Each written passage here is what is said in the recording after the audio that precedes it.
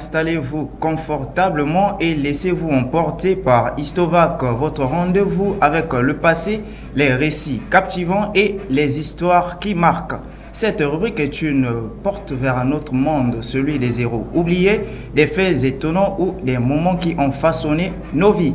Je suis Splendeur Chevaux et ce matin, je suis accompagné de Nick Van.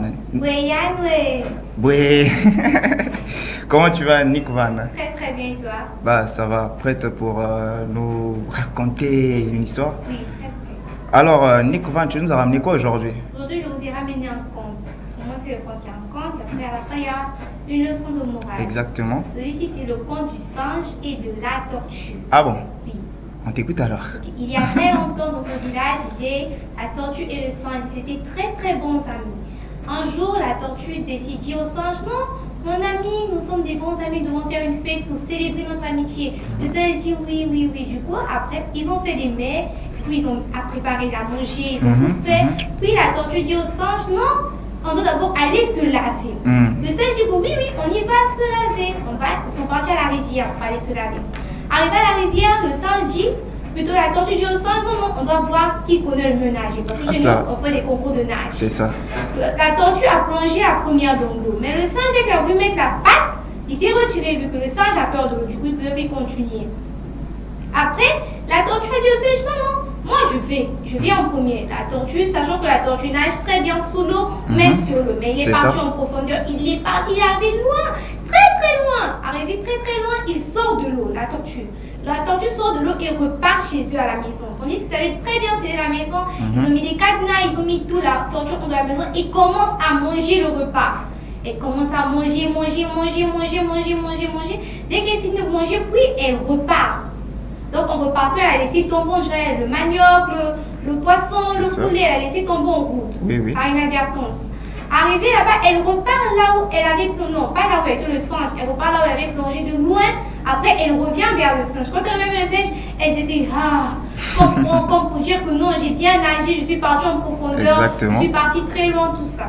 Après, il finit, il se dit, je suis fatiguée. Là, maintenant, comme on s'est bien baigné, on peut rentrer.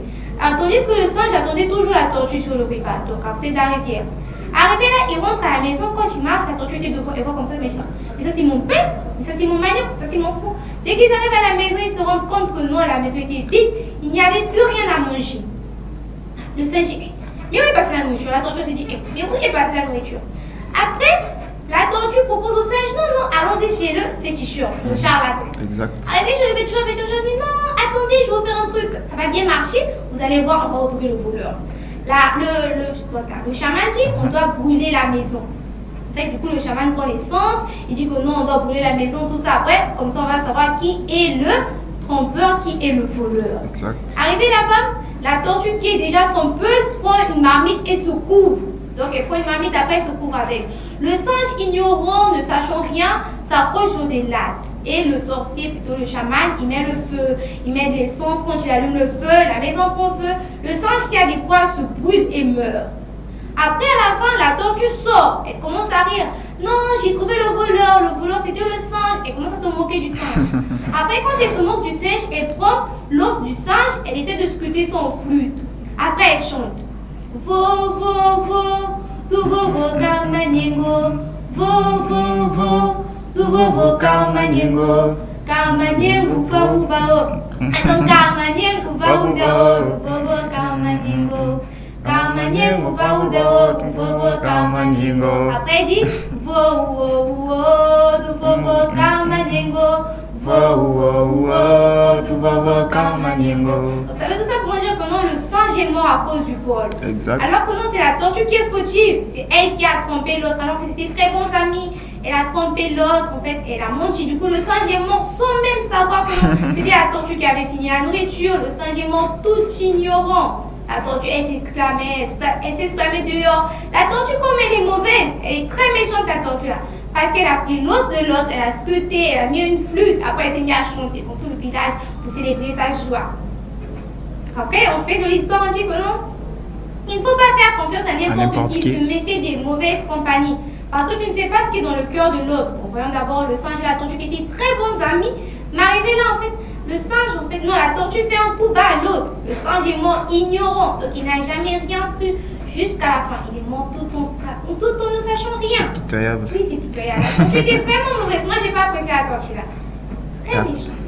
Merci Nick Van pour cette histoire édifiante, cette histoire qui éduque.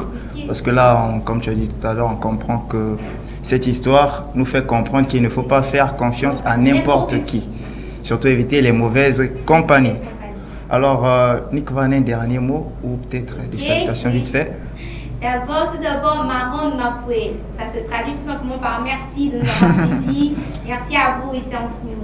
Je salue aussi tous nos téléspectateurs et tous les historiens, tous les amoureux des contes qui essaient de découvrir à travers des histoires africaines les traditions, en fait, ce qu'on ne nous dit pas souvent, en fait, à travers des contes, à travers des récits, des mémoires, des leçons oubliées, des leçons de vie pour avancer dans la vie. Merci Nick Val. Bon, moi, de mon côté, je salue tous les téléspectateurs, tous les amoureux de l'histoire, en particulier Claude Smack, Mobomi comme il s'appelle, Jordan Loemba et également Loïc Nzita depuis Brazzaville. C'était Histoire chez vous. Merci de nous avoir suivis. Restez scotchés pour les prochaines rubriques.